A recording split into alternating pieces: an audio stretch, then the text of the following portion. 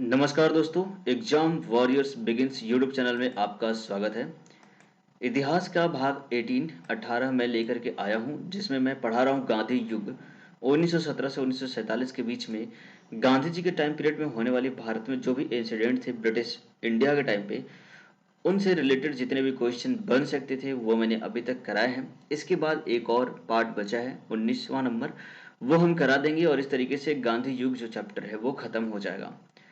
तो इस तरीके से मैं कुल लगभग 120 प्रश्न यहाँ पर करा दूंगा और ये 120 प्रश्न खत्म हो जाएंगे। और इस तरीके से आपका ये जो चैप्टर है 1917 से 47 के बीच का काफ़ी कुछ सीखने को यहाँ पर मिला होगा आपको, और आप काफ़ी कुछ जानने मिले होंगे। इस तरीके से अगर आप किसी भी पेपर दे रहे हो, चाहे वो यूपीएससी हो, आरओ हो, एआरओ हो, SSC, railway, banking, SST, test, PCS, CDS, NDA, इन सभी एग्जाम्स में ऐसे क्वेश्चन पूछे जाते हैं। जहाँ भी स्टैटिक जीके आता हो, उन सभी एग्जाम्स के लिए ये जो वीडियो है आपके लिए काफ़ी इम्पोर्टेंट होता है, इसलिए आप इसे रोज़ाना देखा करें। इसके अलावा आप मुझे मेरे फेसबुक पेज पे फॉलो कर सकते हैं, टेलीग्राम पेज पे मुझे ज्वाइन करिए और साथ में ट्विटर पे भी मुझे आप ज्वाइन कर सकते हैं। यहाँ टेलीग्राम पे आप मुझे इस वीडियो की पीडीएफ और लिंक आपको मिल जाती है, आप वहाँ पे आप मुझे ज्वाइन कर सकते हैं। तो चलिए शुरुआत करते हैं आज के अपने पहले क्वेश्चन को। देखिए, पहला क्वेश्चन है 1947 की भारतीय राष्ट्रीय कांग्रेस की दिल्ली अधिवेशन की अध्यक्षता किसने की थी। ठीक है, तो देखिए 1947 के भारतीय राष्ट्रीय कांग्रेस के दिल्ली अधिवेशन का जो अध्यक्षता थी वो डॉक्टर राजेंद्र प्रसाद ने की थी, और यही भारत के सबसे पहले राष्ट्रपति बने थे। अगला प्रश्न है भारतीय राष्ट्रीय कांग्रेस का 1938 का अधिवेशन किस शहर में हुआ था, है ना। तो देखिए 1938 में जो भारतीय राष्ट्रीय कांग्रेस का अधिवेशन हुआ था वो हरिपुरा में हुआ था, और इसकी अध्यक्षता सुभाष चंद्र बोस ने की थी। आगे प्रश्न है 1927 की बटलर कमेटी का उद्देश्य क्या था, है ना। तो देखिए बटलर कमेटी जो थी उसका जो उद्देश्य था भारतीय सरकार तथा देशी राज्यों के बीच संबंधों को सुधार करना। चलिए अगला क्वेश्चन है भारत छोड़ो आंदोलन का नेतृत्व किसने किया था, है ना। तो देखिए भारत छोड़ो आंदोलन जो था वो 8 अगस्त 1942 को अगस्त संकल्पना से शुरू किया गया था महात्मा गांधी के द्वारा पुणे से, है ना। इसलिए इसका जो नेतृत्व है महात्मा गांधी ने किया था, और उस समय उन्होंने नारा दिया था अंग्रेजों भारत छोड़ो, है ना। करो या मरो का नारा भी उसी समय दिया गया था, किसके द्वारा। तो क्वेश्चन है अगला है करो या मरो का जो मंत्र है वो किसने दिया था, महात्मा गांधी ने उसी टाइम पे दिया था। तो इस तरीके से दोनों ही आंसर का आप कर सकते हैं। चलिए आगे देखते हैं, अगला प्रश्न है क्वेश्चन नंबर 6, निम्नलिखित में से किसने भारतीय राष्ट्रीय कांग्रेस की कराची अधिवेशन 1931 की अध्यक्षता की थी। ठीक है, देखिए कराची में जो 1931 में जो अधिवेशन हुआ था उसकी अध्यक्षता जो थी वल्लभ भाई पटेल ने की थी। ऑप्शन नंबर डी जो है वो करेक्ट हो जाएगा। देखिए कांग्रेस के जितने भी अधिवेशन थे उसमें जो मेन लीडर थे वो कब अध्यक्ष बने थे, कहाँ पर हुआ था, और कुछ ऐसे भी इंसिडेंट जिसमें काफी कुछ इंपॉर्टेंट इंसिडेंट हुए थे, जैसे कि अगर 1907 में सूरत का विभाजन विभाजन की बात करी जाए, लखनऊ में जो उनका मिलन हुआ था उसकी बात की जाए, तो इस तरीके से जो कुछ इम्पोर्टेंट थे अधिवेशन उनके बारे में पूछा जाता है। या किसी अधिवेशन में कोई खास व्यक्ति जैसे सरदार वल्लभ पटेल, जवाहरलाल नेहरू, सुभाष चंद्र बोस, महात्मा गांधी, ऐसे कुछ इम्पोर्टेंट भारतीय नेता जिनमें अध्यक्ष रहे थे, उन सभी अधिवेशनों के बारे में पूछा जाता है, तो आप इन्हें लर्न किया करें। आगे प्रश्न है भारत में साइमन कमीशन के बहिष्कार का मुख्य कारण था, है ना। तो साइमन कमीशन जो था भारत में कब आया था आपको पता होना चाहिए कि 1928 में ये भारत आ गया था, और इसको बहिष्कार करने का जो सबसे प्रमुख कारण ये था कि इसमें सभी सदस्य अंग्रेज थे।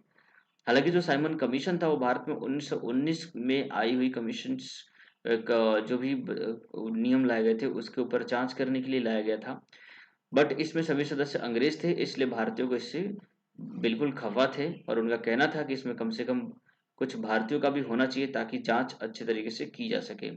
लेकिन ऐसा नहीं हुआ, और जिसकी वजह से भारतीयों ने यहाँ पर काफी ज्यादा विरोध किया, जिसमें लाला लाजपत राय की लाठी की चोट की वजह से उनकी मृत्यु हो गई थी।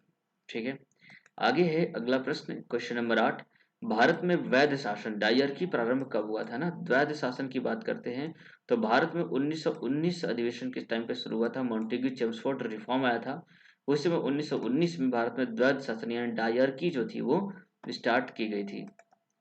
अगला प्रश्न है सूची 1 को सूची 2 से मिलाना है, जिसमें अगस्त घोषणा, अगस्त प्रस्ताव, अगस्त संकल्पन, प्रत्यक्ष कार्यवाही दिवस। ठीक है, तो ये 4 ऑप्शन है और ये चारों को कब कब किसने किसने स्टार्ट किया था उसके बारे में आपको पता होना चाहिए। साथ में आपको ये भी पता होना चाहिए कि ये सब जो कार्यवाही थी वो सब के सब क्या है, अगस्त में हुई थी, और इस अगस्त में होने की वजह से ही इन सबके साथ में अगस्त का नाम दिया गया है। जैसे कि अगर हम अगस्त घोषणा की बात करें, तो अगस्त घोषणा जो थी वो 1917 में, ठीक है, 20 अगस्त 1917 में इसको एक घोषणा की गई थी ब्रिटिश पार्लियामेंट में, जिसे मॉन्टेग्यू घोषणा के भी नाम से जानते हैं।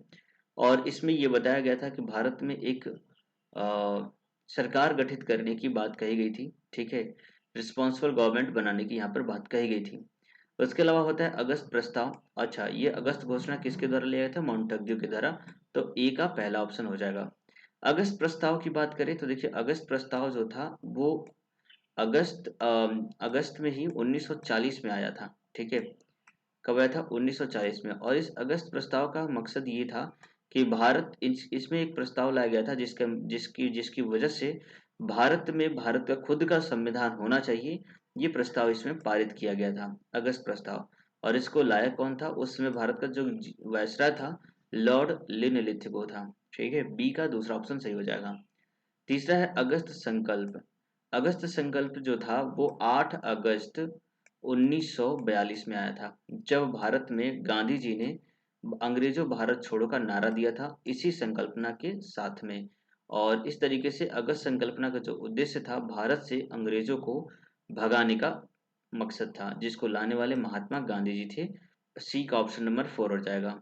वही प्रत्यक्ष कार्यवाही दिवस मोहम्मद अली जिन्ना के द्वारा मनाया गया था, जो कि इतिहास का एक बहुत ही दर्दनाक या फिर बहुत ही बेकार सा मोमेंट था, जिसमें मुस्लिम लीग ने अलग राज्य, अगला देश बनाने के लिए एक यहाँ पे बहुत ही हिंसक कार्रवाई की थी, जिसमें जो भी जहाँ भी मुस्लिम बहुल लोग थे वहां पर हिंदुओं को मारा जाने लगा, उनकी हत्या की जाने लगी। आपको पता होगा कि सिर्फ बंगाल में ही 20,000 से ज्यादा हिंदुओं को एक साथ कत्ल कर दिया गया था। तो ऐसे में प्रत्यक्ष कार्यवाही दिवस भारत में हिंसा भड़काने का मुस्लिम लीग का एक उद्देश्य था, जिससे भारत का विभाजन किया जा सके। और इसकी शुरुआत जो थी वो 1946 में की गई थी, अगस्त 1946 में। ठीक है, तो इस तरीके से ये ऑप्शन आप करेक्ट कर सकते हैं। इनको अरेंज करने के लिए भी अगर आता है तो आप इनको अरेंज भी कर सकते हो। ठीक है, इनकी सबकी डेट मैंने बता दी है। तो ऑप्शन नंबर ए जो है इस तरीके से आपका करेक्ट हो जाएगा। चलिए देखते हैं आगे अगला प्रश्न यहाँ पर। निम्नलिखित में से किस आंदोलन में सरदार वल्लभ भाई पटेल ने मुख्य भूमिका निभाई थी।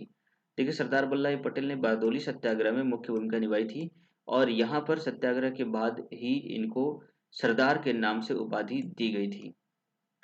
चलिए आगे देखते हैं अगला प्रश्न। यहाँ पर आगे प्रश्न है, किसने असहयोग आंदोलन के दौरान विदेशी कपड़ों को जलाया जाना एक निष्ठा बर्बादी बताया था। तो ये थे डॉक्टर रविंद्रनाथ टैगोर जी, इन्होंने ही इसको एक निष्ठा बर्बादी बताया था। आगे प्रश्न है, भारत छोड़ो प्रस्ताव का आलेख बनाया था। तो भारत छोड़ो प्रस्ताव जो था वो महात्मा गांधी जी के द्वारा लाया गया था 1942 में, जिसका उद्देश्य था भारत से अंग्रेजों को बाहर भेजना।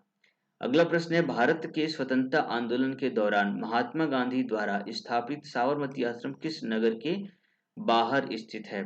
तो साबरमती आश्रम जो है वो अहमदाबाद शहर के बाहर में स्थित है, और यहाँ पे जो नदी है उसका नाम साबरमती नदी है, उसी के तट पर इसे बनाया गया है। आगे देखते हैं अगला प्रश्न है, बीपूरी संकट की समाप्ति के बाद कांग्रेस का अध्यक्ष किसे चुना गया था।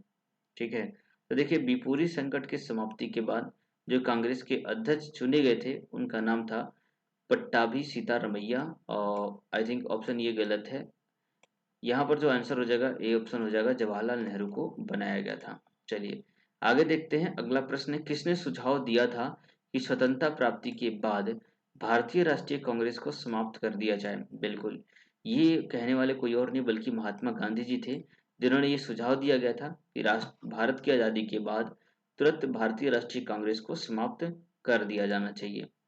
अगला प्रश्न है, भारतीय राष्ट्रीय कांग्रेस के त्रिपुरी सम्मेलन में वर्ष 1939 में सुभाष चंद्र बोस को कांग्रेस का अध्यक्ष चुना गया था, वह त्रिपुरी कहाँ पर है ना। तो आपको पहले भी एक बार प्रश्न पूछा जा चुका है, त्रिपुरी से रिलेटेड 1939 में वहाँ पे कांग्रेस का अधिवेशन हुआ था, जिसमें सुभाष चंद्र बोस को वहाँ का अध्यक्ष बनाया गया था। और ये जो त्रिपुरी है अभी के मध्य प्रदेश के जबलपुर में स्थित है। चलिए देखते हैं आगे प्रश्न है क्वेश्चन नंबर 17। महात्मा गांधी दक्षिण अफ्रीका से भारत किस वर्ष लौटे थे? ये बहुत ही इंपॉर्टेंट प्रश्न है, कई बार परीक्षाओं में पूछा गया है ना। तो आपको पता होना चाहिए कि 1915 में भारत में महात्मा गांधी और 9 जनवरी को लौटे थे। इसी वजह से 9 जनवरी को प्रवासी भारतीय दिवस हर साल मनाया जाता है।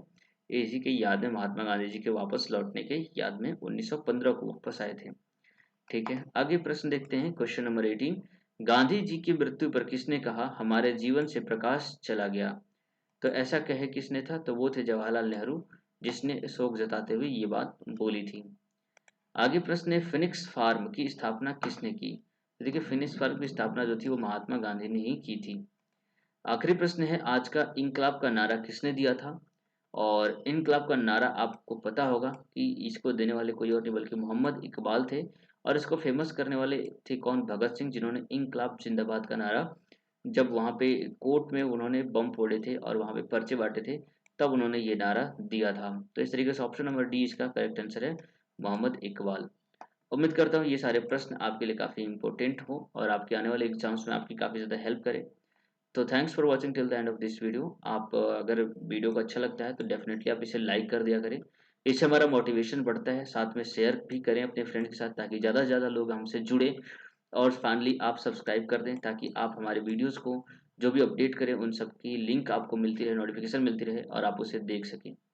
आपका दिन शुभ रहे। जय हिंद, जय भारत।